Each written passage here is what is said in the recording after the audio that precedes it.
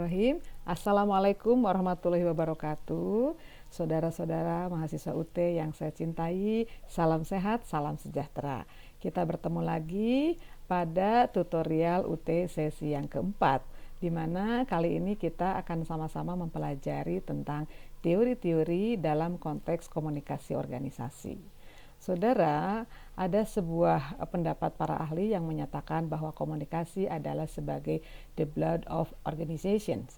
Artinya, sebuah organisasi akan bisa berjalan lancar, berjalan efektif, bisa mencapai tujuannya jika komunikasi betul-betul dijalankan secara cair, secara baik, dikelola secara lebih komprehensif sehingga organisasi bisa berjalan dengan baik.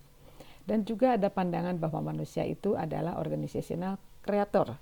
Artinya manusia itu selalu rajin meng-create, membangun sebuah organisasi. Sehingga banyak sekali jenis organisasi yang muncul di masyarakat.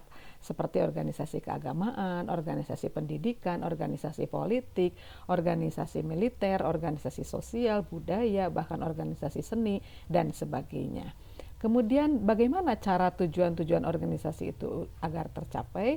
Tentu saja harus ada fungsi-fungsi manajerial yang harus dijalankan sehingga seluruh sumber daya yang dimiliki oleh organisasi itu bisa diupayakan kinerjanya untuk mencapai tujuan organisasi yang telah ditetapkan. Nah, saudara, fungsi manajerial ini tidak akan berjalan optimal jika komunikasi tidak dianggap sebagai faktor yang penting, sebagai faktor yang penuh makna dalam menjalankan roda organisasi. Sering kita melihat sebuah organisasi tidak berjalan dengan baik, bahkan terhenti karena faktor komunikasi yang tidak berjalan lancar. Oleh karena itu, para ahli banyak mengkaji, meneliti, dan melahirkan berbagai teori dalam konteks komunikasi organisasi ini agar sebuah organisasi bisa berjalan efektif dan efisien dalam mencapai tujuan-tujuannya. Kemudian saudara, dalam memahami komunikasi organisasi, ada baiknya saudara juga memahami terlebih dahulu apa itu komunikasi, apa itu organisasi, barulah kita bisa memahami komunikasi organisasi. Dalam memahami komunikasi, kita mengenal 3 jenis model komunikasi, yaitu ada model linier yang bersifat satu arah, ada model interaksional yang bersifat timbal balik, kemudian ada yang model bersifat transaksional, yaitu ada transaksi kesepakatan untuk membangun makna atas sebuah pesan yang saling dipertukarkan. Nah, saudara, organisasi itu sendiri adalah kumpulan individu-individu yang merupakan suatu sistem yang di dalamnya terdapat hierarki, terdapat pembagian tugas yang jelas, kemudian ada saling ketergantungan antara satu anggota dengan anggota yang lain untuk mencapai tujuan yang telah ditetapkan. Nah, saudara, komunikasi organisasi kalau begitu dapat didefinisikan atau diartikan sebagai komunikasi yang terjadi di dalam sebuah organisasi, di mana komunikasi merupakan bentuk komunikasi jejaring dengan pola-pola tertentu dengan sifat hubungan yang saling bergantung satu sama lain, lalu juga ada pola aliran komunikasi yang bersifat horizontal dengan anggota yang satu level kedudukannya, ada yang bersifat vertikal dari atasan ke bawahan dan bawahan ke atasan, dan ada yang bersifat cross diagonal ya, antar lintas jabatan atau lintas unit kerja. Lalu ada 4 fungsi komunikasi organisasi yang utama. Yang pertama adalah fungsi informatif untuk menyebarkan informasi, yang kedua fungsi regulatif untuk mengatur dan menegakkan kebijakan, yang ketiga fungsi persuasif untuk mengajak, membujuk, dan memotivasi, dan yang keempat adalah fungsi integratif untuk memadukan berbagai kinerja antar unit di dalam sebuah organisasi. Selain itu, kita mengenal juga ada gaya komunikasi dan kekuasaan di dalam organisasi, di mana keduanya saling berkaitan.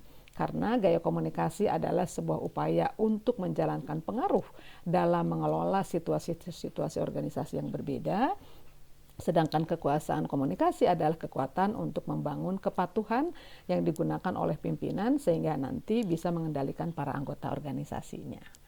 Nah, saudara, ada beberapa tipe gaya komunikasi. Bisa saudara pelajari lebih dalam ya. Ada controlling style, equalitarian style, structuring style, dynamic style, ada relinquishing style, dan ada withdrawal style. Masing-masing dengan cara dan pola tersendiri. Lalu kemudian ada sumber-sumber kekuasaan di dalam organisasi, yaitu ada yang disebut dengan reward power, kekuasaan untuk memberikan ganjaran atau insentif dan penghargaan. Ada coercive power, kekuasaan untuk memberikan sanksi dan hukuman. Ada referent power, kekuasaan untuk menjadi rujukan karena karisma dan pengetahuannya. Lalu ada expert power, yaitu power yang diperoleh karena keahlian, dan juga ada legitimate power, yaitu power yang diperoleh melalui keabsahan sebuah pimpinan dengan dikeluarkannya SK resmi dari pimpinan yang teratas. Kemudian cara-cara memperbaiki kompetensi komunikasi juga perlu diperhatikan ya dalam mengelola komunikasi organisasi, mulai dari bagaimana menetapkan tujuan yang tepat, memahami karakteristik audiens, dan juga bagaimana memanfaatkan saluran atau media komunikasi di dalam organisasi.